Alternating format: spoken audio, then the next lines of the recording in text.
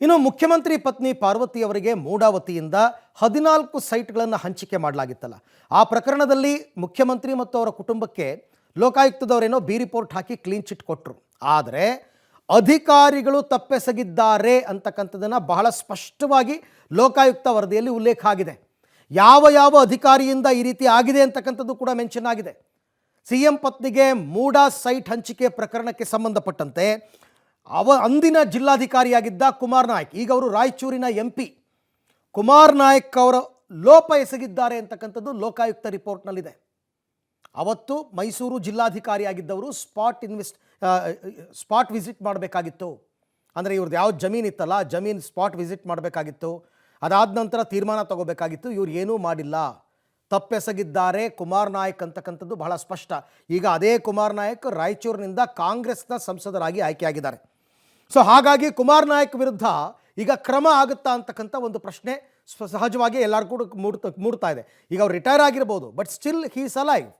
ತಪ್ಪು ಮಾಡಿದ್ದಾರೆ ಅಂತಂದರೆ ಶಿಕ್ಷೆ ಆಗಲೇಬೇಕಲ್ಲ, ಯಾಕೆ ಆಗಬಾರ್ದು? ಕುಮಾರ್ ನಾಯಕ್ ಅವರು ಕರ್ತವ್ಯ ಲೋಪವನ್ನು ಎಸಗಿದ್ದಾರೆ ಅಂತಕ್ಕಂಥದ್ದು ಬಹಳ ಸ್ಪಷ್ಟವಾಗಿ ಗೊತ್ತಾಗ್ತಾ ಇದೆ. CM ಪತ್ನಿ ಬಾಮೈದನ ಆರೋಪ ಸಾಬೀತಾಗಿಲ್ಲ ಈ ಪ್ರಕರಣದಲ್ಲಿ. ಮುಖ್ಯಮಂತ್ರಿ ತಪ್ಪೇನು ಅಂತ ಗೊತ್ತಿಲ್ಲ, ಅವರ ಪತ್ನಿಯದ್ದು ಅವರ ಬಾಮೈದ ಯಾರೂ ಏನೂ ತಪ್ಪೆಸಗಿಲ್ಲ. ಅಧಿಕಾರಿಗಳಿಂದಲೇ ಎಲ್ಲ ತಪ್ಪಾಗಿದೆ ಅಂತ ಉಲ್ಲೇಖವನ್ನು ಮಾಡಲಾಗಿದೆ. ಅಧಿಕಾರಿಗಳು ತಪ್ಪು ಮಾಡಿದ್ದಾರೆ, ಮುಖ್ಯಮಂತ್ರಿ ಕುಟುಂಬ ಏನೂ ತಪ್ಪು ಮಾಡಿಲ್ಲ. ಆ 14 ಸೈಟ್ ಕೊಟ್ಟಿರ್ತಕ್ಕಂಥದ್ದು ಕೂಡ ತಪ್ಪೆ ಅನ್ನೋ ರೀತಿಯಲ್ಲಿ ಹೇಳ್ತಾರೆ.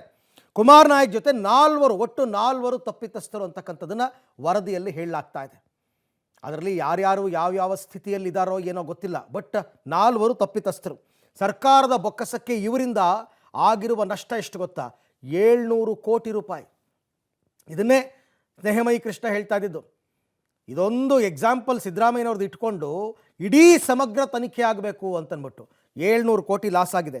ಅಕ್ರಮವಾಗಿ 1095 ನಿವೇಶನಗಳನ್ನ ಕಡ್ಲೆಪುರಿ ಥರ ಹಂಚಿಬಿಟ್ಟಿದ್ದಾರೆ ಅಧಿಕಾರಿಗಳು. ಬೇಕಾದವ್ರಿಗೆ ಬೇನಾಮಿ ಅದು ಇದು ಅವ್ರ ಕಡೆಯವ್ರಿಗೆಲ್ಲರಿಗೂ ಹಂಚ್ಕೊಂಡು ಬಂದಿದ್ದಾರೆ. ಸೊ ಲೋಕಾಯುಕ್ತ ರಿಪೋರ್ಟ್ನಲ್ಲಿ ಈ ಎಲ್ಲ ಅಂಶಗಳು ಉಲ್ಲೇಖವಾಗಿದೆ. ಇದಕ್ಕೆ ಸಂಬಂಧಪಟ್ಟ ಮತ್ತೊಂದು ರಿಪೋರ್ಟ್ ಇದೆ, ನೋಡೋಣ ಬನ್ನಿ. ಸಿಎಂ ಪತ್ನಿಗೆ ಮೂಡಾ ಸೈಟ್ ಹಂಚಿಕೆ ಕೇಸ್ಗೆ ಟ್ವಿಸ್ಟ್. ಮಾಜಿ DC ಸಂಸದ ಕುಮಾರ್ ನಾಯಕ್ ಲೋಪ. ಕುಮಾರ್ ನಾಯಕ್ ವಿರುದ್ಧ ಕ್ರಮಕ್ಕೆ ಲೋಕ ಶಿಫಾರಸು. ಮುಖ್ಯಮಂತ್ರಿ ಸಿದ್ದರಾಮಯ್ಯನವರ ಪತ್ನಿ ಪಾರ್ವತಿ ಅವರಿಗೆ ಮೂಡಾ 14 ಸೈಟ್ ಹಂಚಿಕೆ ಪ್ರಕರಣದಲ್ಲಿ CM ಕುಟುಂಬಕ್ಕೆ ಕ್ಲೀನ್ ಚಿಟ್ ಸಿಕ್ಕಿದೆ. ಆದರೆ ಇಡೀ ಪ್ರಕರಣ ಈಗ ಮೂಡಾದಲ್ಲಿ ಕೆಲಸ ಮಾಡಿದ ಅಧಿಕಾರಿಗಳತ್ತ ತಿರುಗ್ತಾ ಇದೆ. ಅಂದಿನ ಜಿಲ್ಲಾಧಿಕಾರಿ ರಾಯಚೂರು ಹಾಲಿ ಸಂಸದ ಕುಮಾರ್ ನಾಯಕ್ ಕರ್ತವ್ಯ ಲೋಪ ಎಸಗಿರುವ ಬಗ್ಗೆ ಲೋಕಾಯುಕ್ತ ವರದಿಯಲ್ಲಿ ಉಲ್ಲೇಖಿಸಿ ಶಿಸ್ತು ಕ್ರಮಕ್ಕೆ ಶಿಫಾರಸು ಮಾಡಿದೆ. ಕುಮಾರ್ ನಾಯಕ್ ಲೋಪ. ಮೂಡಾ ಹಗರಣದಲ್ಲಿ ಕುಮಾರ್ ನಾಯಕ್ ಲೋಪ ಕಂಡು ಬಂದಿದೆ. ಕುಮಾರ್ ನಾಯಕ್ ಕರ್ತವ್ಯ ಲೋಪದಿಂದ ಹಗರಣ ಆಯಿತು ಅಂತ ಉಲ್ಲೇಖ ಆಗಿದೆ. ಕುಮಾರ್ ನಾಯಕ್ ವಿರುದ್ಧ ಶಿಸ್ತು ಕ್ರಮಕ್ಕೆ ಶಿಫಾರಸನ್ನ ಕೂಡ ಮಾಡಲಾಗಿದೆ. ಈ ಹಿಂದೆ ಮೈಸೂರು DC ಆಗಿ ಕರ್ತವ್ಯವನ್ನು ನಿಭಾಯಿಸಿದ್ರು ಕುಮಾರ್ ನಾಯಕ್. CM ಪತ್ನಿ ಬಾಮೈದನ ಆರೋಪ ಸಾಬೀತಾಗಿಲ್ಲ. ಅಧಿಕಾರಿಗಳಿಂದ ಎಲ್ಲ ತಪ್ಪಾಗಿದೆ ಅನ್ನೋದು ಅಧಿಕಾರಿಗಳ ಮಾತು. ಭೂ ಪರಿವರ್ತನೆಗೆ ಮಲ್ಲಿಕಾರ್ಜುನ ಸ್ವಾಮಿ ಅರ್ಜಿಯನ್ನ ಸಲ್ಲಿಕೆ ಮಾಡಿದ್ರು. ಅಧಿಕಾರಿಗಳು ಸ್ಥಳವನ್ನ ಪರಿಶೀಲನೆ ಮಾಡದೆ ವರದಿಯನ್ನ ಸಲ್ಲಿಕೆ ಮಾಡಿದ್ದಾರೆ. ಜಮೀನಿನ ಸ್ಥಳ ಪರಿಶೀಲನೆ ಮಾಡಬೇಕಾಗಿತ್ತು. ಭೂ ಸ್ವಾಧೀನ ನಕ್ಷೆ, ಬಡಾವಣೆ ನಕ್ಷಾ ನೋಡಿ ವರದಿಯನ್ನ ರೆಡಿ ಮಾಡಬೇಕಿತ್ತು.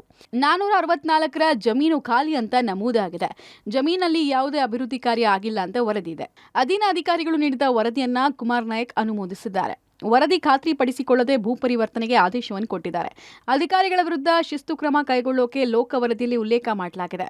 ಆದರೆ ನಾನು ಯಾವುದೇ ಲೋಪ ಎಸಗಿಲ್ಲ, ಕಾನೂನಿನ ಪ್ರಕಾರವೇ ಕಾರ್ಯವನ್ನು ನಿರ್ವಹಿಸಿದ್ದೀನಿ. ನನ್ನ ಮೇಲಿನ ಆರೋಪದ ಬಗ್ಗೆ ಕಾನೂನಿನ ಪ್ರಕಾರವೇ ಎದುರಿಸ್ತೀನಿ ಅಂತ ಸಂಸದ ಹಾಗೂ ಮೈಸೂರಿನ ಮಾಜಿ DC ಕುಮಾರ್ ನಾಯಕ್ ಹೇಳಿದ್ದಾರೆ. ಲೋಕಾಯುಕ್ತ ಅಧಿಕಾರಿಗಳು, ಪೊಲೀಸ್ ಅಧಿಕಾರಿಗಳು ಏನು ತನಿಖೆ ಮಾಡಿದ್ದಾರೆ, ಅವರ ಒಂದು ದೃಷ್ಟಿಕೋನದಲ್ಲಿ ಏನು ಅಂತ ಹೇಳಿ ಅವರು ವರದಿ ಕೊಡ್ತಾರೆ, ಕೊಡಲಿ. ಅವರು ಕೊಟ್ಟಿದ್ದ ನಂತರ ಅದನ್ನು ನಾವು ಯಾವ ರೀತಿ ಅದನ್ನು ವಿಶ್ಲೇಷಣೆ ಮಾಡಿ ಅದನ್ನು ಅರ್ಥ ಮಾಡ್ಕೊಳ್ಬೇಕು ಅನ್ನೋದು ನೋಡೋಣ. ಅವರು ಅರ್ಥ ಮಾಡ್ಕೊಂಡಿರೋ ರೀತಿ ಸರಿ ಇದೆಯೋ ಅಥವಾ ನಮಗೆ ನಾವು ಅಂದ್ಕೊಂಡಿದ್ದು ಸರಿಗಿದೆಯೋ ಅದನ್ನು ನೋಡೋಣ. ಆ ಥರದ್ದು ಏನಾದರೂ ತಪ್ಪು ಮಾಡಿದ್ದೀವಿ ಅಥವಾ ಇನ್ನೇನೋ ಈ ಮೂಡಾ ಪ್ರಕರಣದ ಮೇಲೆ ಇದರ ಪ್ರಭಾವ ಆಗಿದೆ ಅಂಥೇಳಿ ನನಗಂತೂ ಇವತ್ತಿನ ಕ್ಷಣಕ್ಕೂ ಅನ್ನಿಸ್ತಾ ಇಲ್ಲ. ಅವ್ರು ಯಾವ ದೃಷ್ಟಿನಲ್ಲಿ ಅವರು ಹೇಳ್ತಾ ಇದ್ದಾರೆ, ಕರ್ತವ್ಯ ಲೋಪ ಆಗಿದೆ ಅಂತ ಹೇಳ್ತಾ ಇದ್ದಾರೆ ಅಥವಾ ಅವರು ಸರಿಯಾಗಿ ಪರಿಶೀಲನೆ ಮಾಡಿಲ್ಲ ಅಂತ ಹೇಳ್ತಾ ಇದ್ದಾರೆ, ಅದು ಅವರ ದೃಷ್ಟಿನಲ್ಲಿ ಬಂದಿರುವಂಥದ್ದು. ಅದನ್ನು ನಾನು ಕೂಡ ಡಿಫೆಂಡ್ ಮಾಡ್ಕೊಳ್ಳಿಕ್ಕೆ ಅದು ಸಮಯಾವಕಾಶ ಇದ್ದಾಗ ಮಾಡ್ಕೊಳ್ಳೋಣ. ಕುಮಾರ್ ನಾಯಕ್ ಜೊತೆ 4 ತಪ್ಪಿತಸ್ಥರು. ಸರ್ಕಾರದ ಬೊಕ್ಕಸಕ್ಕೆ 700 ಕೋಟಿ ನಷ್ಟ. ಅಕ್ರಮವಾಗಿ 1095 ನಿವೇಶನ ಹಂಚಿಕೆ. ಇನ್ನು ಕುಮಾರ್ ನಾಯಕ್ ಜೊತೆಗೆ ಈ ಹಿಂದಿನ ತಹಶೀಲ್ದಾರ್, ರೆವಿನ್ಯೂ ಇನ್ಸ್ಪೆಕ್ಟರ್ ಕರ್ತವ್ಯ ಲೋಪ ಮಾಡಿದ್ದಾರೆ ಅಂತ ಉಲ್ಲೇಖಿಸಲಾಗಿದೆ. ಸರ್ಕಾರದ ಬೊಕ್ಕಸಕ್ಕೆ 700 ಕೋಟಿಗೂ ಹೆಚ್ಚು ನಷ್ಟ ಆಗಿದ್ದು, ಅಕ್ರಮವಾಗಿ 1095 ನಿವೇಶನಗಳನ್ನು ಹಂಚಲಾಗಿದೆ. 4 ಅಧಿಕಾರಿಗಳಿಂದ ಕರ್ತವ್ಯ ಲೋಪ. ಹಿಂದಿನ ಜಿಲ್ಲಾಧಿಕಾರಿಗಳಾಗಿರುವಂತಹ ಜಿ ಕುಮಾರ್ ನಾಯಕ್, ಮಾಳಿಗ ಶಂಕರ್, ಹಿಂದಿನ ತಹಶೀಲ್ದಾರ್ ಮೈಸೂರು, ಸಿದ್ದಪ್ಪಾಜಿ, ರೆವೆನ್ಯೂ ಇನ್ಸ್ಪೆಕ್ಟರ್ ಮೈಸೂರು, ಶಂಕರಪ್ಪ, ಭೂಮಾಪಕ ಭೂ ದಾಖಲೆಗಳ ಸಹಾಯಕ ನಿರ್ದೇಶಕ ಕಚೇರಿಯ ವ್ಯಕ್ತಿ. 700 ಕೋಟಿಗೂ ಹೆಚ್ಚು ನಷ್ಟ. ಭೂ ಸ್ವಾಧೀನ ಪಡಿಸಿಕೊಳ್ಳದೆ ರೈತರ ಜಮೀನು ಮೂಡ ಕಬಳಿಕೆ. 700 ಕೋಟಿಗೂ ಹೆಚ್ಚು ನಷ್ಟ ಆಗಿರೋದ್ರ ಬಗ್ಗೆ ಉಲ್ಲೇಖ. 2016ರಿಂದ 22ರ ಅವಧಿಯಲ್ಲಿ 50-50 ಅನುಪಾತದಲ್ಲಿ ಸೈಟ್ ಹಂಚಿಕೆ ಅಕ್ರಮವಾಗಿ ಮಾಡಲಾಗಿದೆ. ಅದರಲ್ಲೂ 1095 ನಿವೇಶನಗಳನ್ನು ಹಂಚಿಕೆ ಮಾಡಲಾಗಿದೆ.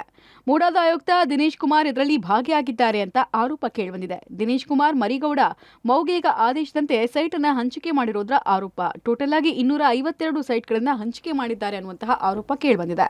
ಈ ಎಲ್ಲ ವಿಚಾರಗಳನ್ನ ಲೋಕಾಯುಕ್ತ ವರದಿಯಲ್ಲಿ ತಿಳಿಸಲಾಗಿದೆ. ನಗರಾಭಿವೃದ್ಧಿ ಸಚಿವರಿಗೆ ದೇವರಾಜು ಪತ್ರದಲ್ಲಿ ಉಲ್ಲೇಖವಾಗಿದೆಯಾ ಡಿಸಿಎಂ ಪದ? ಲೋಕಾಯುಕ್ತದ ಅಂತಿಮ ವರದಿಯಲ್ಲಿ ಸ್ಫೋಟಕ ಮಾಹಿತಿ ಹೊರಬಿದ್ದಿದೆ. ಭೂಮಾಲೀಕ ದೇವರಾಜು ಆಗಿನ ನಗರಾಭಿವೃದ್ಧಿ ಸಚಿವ ಬಚ್ಚೇಗೌಡರಿಗೆ ಬರೆದಿರುವಂತಹ ಪತ್ರದಲ್ಲಿ ಡಿಸಿಎಂ ಅಂತ ಉಲ್ಲೇಖ ಮಾಡಿದ್ದಾರೆ. ಆಗ ಸಿದ್ದರಾಮಯ್ಯ ಡಿಸಿಎಂ ಆಗಿದ್ರಿಂದ ಯಾವ ಅರ್ಥದಲ್ಲಿ ದೇವರಾಜು ಬರೆದಿದ್ದಾರೋ ಗೊತ್ತಿಲ್ಲ. ಆದರೆ ನಾನು ಡಿಸಿಎಂ ಅಂತ ಪದ ಬಳಕೆ ಮಾಡೇ ಇಲ್ಲ ಅಂತ ದೇವರಾಜು ಸಮರ್ಥಿಸಿಕೊಂಡಿದ್ದಾರೆ.